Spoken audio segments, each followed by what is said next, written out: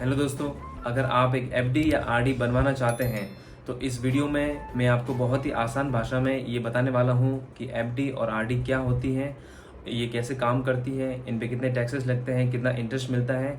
और साथ ही इस वीडियो के एंड में मैं आपको ये भी बताने वाला हूँ कि किन को एफडी बनवानी चाहिए और किन को आरडी बनवानी चाहिए। तो इस वीडियो के अंत तक जरूर बने रहें।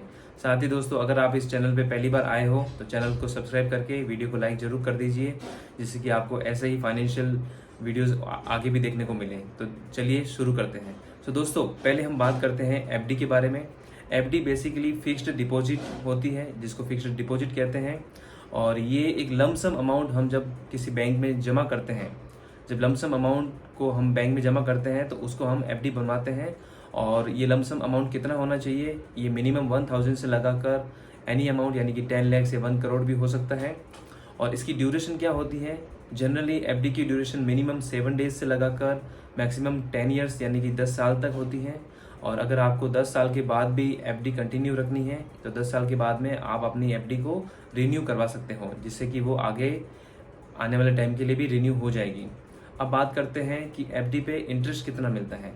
तो दोस्तों, एफडी पे जो इंटरेस्ट मिलता है वो सालाना मिलता है, और वो इंटरेस्ट वेरी करता है आपने कितने ड्यूरेशन के लिए एफडी करवा के रखी है और आपने किस इंस्टीट्यूट में या किस बैंक में आपने एफडी करवा के रखी है। फॉर एग्जांपल, आपने अगर 1 ईयर की एफडी करवा के रखी है एचडीएफसी बैंक में तो आपको करीब करीब 6.5 से 7.5% के आसपास मिलता है। और वहीं आपने अगर किसी न्यू फाइनेंशियल इंस्टीट्यूट या फिर अदर फाइनेंशियल इंस्टीट्यूट में करवा के रखी है, जैसे कि बजाज फाइनेंस हो गया, उज्जीवन फाइनेंस हो गया वगैरह वगैरह, अगर आपने वहाँ पर भी एफडी करवा के रखी है या फिर अगर आप वहाँ पर एफडी करवाते हो तो वहाँ पे आपको हायर इंटरेस्ट रेट भी मिल सकती है।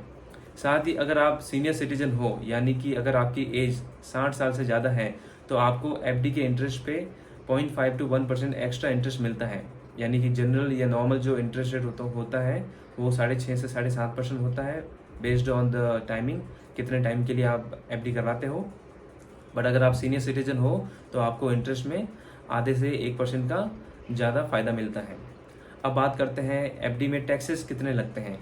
तो दोस्तों, एफडी के ऊपर जो भी आपको इंटरेस्ट मिलता है, जितना भी इंटरेस्ट एक फाइनेंशियल ईयर में आपका बनता है, वो सारा का सारा इंटरेस्ट आपकी एनुअल इनकम में ऐड हो जाता है। और आपको उस पर अपनी एनुअल इनकम के स्लैब के अकॉर्डिंग, यानी कि आपका जो इनकम टैक्स का जो स्लैब है अपनी एनुअल इनकम के अकॉर्डिंग, उसके अकॉर्डिंग आपको एफडी के इंटरेस्ट पे भी टैक्स देना पड़ता है।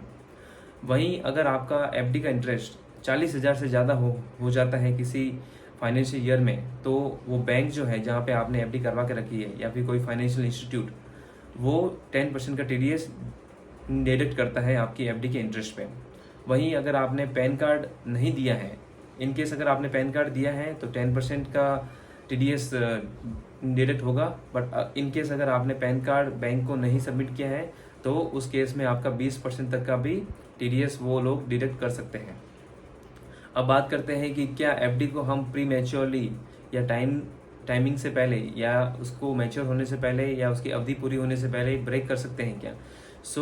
ऐसा है कि एफडी को हम प्री मैच्योरली ब्रेक नहीं कर सकते हैं, या प्री मैच्योर या फिर पार्शियल विड्रॉल भी नहीं कर सकते हैं। अगर आपको थोड़ा पैसा निकालना है बाहर तो वो ऑप्शन एफडी में अवेलेबल नहीं होता है। और अगर आप प्री मैच्योर एफडी को ब्रेक करते हो तो आपको कुछ पेनल्टी देनी होती है। और ये पेनल्टी कितनी हो सकती है, ये penalty bank to bank vary करती है, बट जनरली ये 0.5 to 1% ऑफ योर इंटरेस्ट होती है। यानी कि अगर आपका जितना भी इंटरेस्ट बना है उस एफडी पे, उसका 0.5 से 1% आपको एज ए पेनल्टी बैंक को पे करना पड़ेगा। अब बात करते हैं आरडी के बारे में। आरडी यानी कि रेकरिंग डिपॉजिट। इसमें आप एक रेगुलर इंटरवल में एक फिक्स्ड अमाउंट हर महीने बैंक में डिपॉजिट करते हो। और ये इसका मिनिमम अमाउंट जो होता है, यानी कि अगर आपको एक आरडी ओपन करनी है किसी बैंक में, मिनिमम अमाउंट 100 रुपीज़ होता है। आप 100 रुपीज़ से भी आरडी ओपन कर सकते हो। और मैक्सिमम अमाउंट आपका कुछ भी हो सकता है, 10,000, 20,000 या फिर 50,000 भी। और आरडी को आपको स्टार्ट करने से पहले एक फिक्स्ड ड्यूरेशन बतानी होती है कि हम 1 ईयर की आरडी करेंगे या 2 ईयर्स की आरडी करेंगे। और उस ड्यूरेशन के लिए, यानी कि अगर आप 2 ईयर्स की आरडी करते हो तो 2 ईयर्स के लिए आपको एक फिक्स्ड अमाउंट आपको हर महीने बैंक में डिपॉजिट करना पड़ेगा। अगर आपने 5,000 की आरडी ओपन करते हो 2 साल के लिए, तो 2 साल के लिए आपको हर महीने 5,000 रुपीज़ बैंक में डिपॉजिट करने पड़ते हैं। और अब बात करते हैं कि आरडी में इंटरेस्ट कितना मिलता है। तो इंटरेस्ट जो है वो आरडी में एफडी से थोड़ा सा कम मिलता है, क्योंकि आपका जो पैसा है वो हर महीने आप इन्वेस्ट कर रहे हो। एफडी में कैसा होता था कि आप एक साथ लमसम अमाउंट आप बैंक में डिपॉजिट करते हो, तो डे वन से आपको उतना इंटरेस्ट मिलना शुरू हो जाता है। बट आरडी में आप थोड़ा थोड़ा अमाउंट हर महीने आप डिपॉजिट करते हो, तो थोड़े थोड़े अमाउंट में आपको इंटरेस्ट बनता रहता है। फिर भी आरडी में अगर एनुअल इंटरेस्ट की बात की जाए तो वो 4 से 6% के बीच में होता है। और अगर आप सीनियर सिटीजन हो तो उस केस में आपको आधा % या 1% एक्स्ट्रा इंटरेस्ट मिलता है। अब बात करते हैं आरडी में टैक्सेस कैसे लगते हैं। तो आरडी में भी आपको एफडी की तरह ही टैक्सेस पे करने होते हैं, यानी कि आरडी के ऊपर आपको जितना इंटरेस्ट बनेगा एक साल के अंदर, उस इंटरेस्ट को आपकी एनुअल इनकम में ऐड किया जाएगा और उस पर आपको आपकी इनकम स्लैब के अकॉर्डिंगली टैक्स पे करना पड़ेगा। उसके अलावा अगर आपकी आरडी पे किसी फाइनेंशियल ईयर में 10,000 से ऊपर का इंटरेस्ट बनता है तो उस पर बैंक जो है वो 10% का टीडीएस डिडक्ट करेगी। यानी कि अगर किसी फाइनेंशियल ईयर में आपके आरडी के ऊपर इंटरेस्ट 10,000 से ज़्यादा बन जाता है तब बैंक आपको 10% का टीडीएस डिडक्ट करती है। अब बात करते हैं क्या आप आरडी से पार्शियल पैसा विड्रॉल कर सकते हैं, या फिर अगर आप प्री मैच्योरली अपनी आरडी को ब्रेक करते हैं या स्टॉप करते हैं तो क्या होता है। उस केस में सेम लाइक एफडी आपको एक पेनल्टी अमाउंट पे करना होता है, और ये पेनल्टी वेरी करता है bank to bank, but generally ये पेनल्टी 1% ऑफ योर डिपॉजिट होता है। आरडी आप कहाँ ओपन कर सकते हैं। आरडी भी आप एफडी की तरह ही किसी मेजर नेशनल बैंक्स में, यानी कि HDFC bank, ICICI bank, SBI bank, या फिर किसी फाइनेंशियल इंस्टीट्यूट यानी कि उज्जीवन फाइनेंस, बजाज फाइनेंस, जियो फाइनेंस, या फिर पोस्ट ऑफिस में भी आप आरडी ओपन कर सकते हैं, जहाँ पर आपको एक अच्छी इंटरेस्ट रेट भी मिल सकती है। सो दोस्तों, अब बात करते हैं कि किन को एफडी बनवानी चाहिए और किन को आरडी बनवानी चाहिए। सो एफडी किन के लिए सूटेबल है। नंबर 1, जिनके पास में लमसम अमाउंट है, जिनके पास में ऑलरेडी एक अच्छा खासा लमसम अमाउंट है और वो उसको सेफली इन्वेस्ट करना चाहते हैं without taking risk of stock market. So that is number 1 condition. Second thing is कि अगर आपको अपना इमरजेंसी फंड कहीं पे सेव करना है तो एफडी एक अच्छा ऑप्शन है, जो कि रिस्क फ्री भी है और आपको एक अच्छा खासा इंटरेस्ट रेट भी आता रहता है। नंबर 3 कि अगर आपको एक शॉर्ट ड्यूरेशन के लिए, यानी कि 1 ईयर या 2 ईयर्स के लिए अगर अपना पैसा इन्वेस्ट करना है, सो आप एफडी को चूज कर सकते हैं, क्योंकि एफडी शॉर्ट ड्यूरेशन के लिए एक अच्छा इन्वेस्टमेंट ऑप्शन है।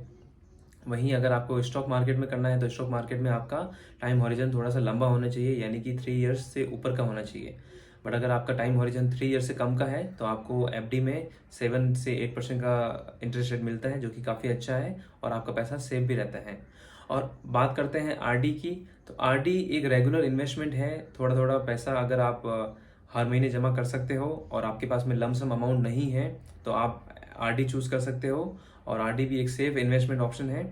और अगर आपको रेगुलर इन्वेस्टमेंट की हैबिट डालनी है तो आप एक आरडी ओपन कर सकते हो। सो दोनों ही ऑप्शन काफ़ी अच्छे हैं, based on your needs, based on your funds availability. So इन दोनों में से कोई भी ऑप्शन आप चूज कर सकते हो। सो दोस्तों, उम्मीद करता हूँ कि वीडियो आपको पसंद आया हो। वीडियो को लाइक करके कमेंट सेक्शन में जरूर बताइए कि आपको कैसा लगा, और मिलते हैं एक नई वीडियो में। तब तक के लिए जय हिंद।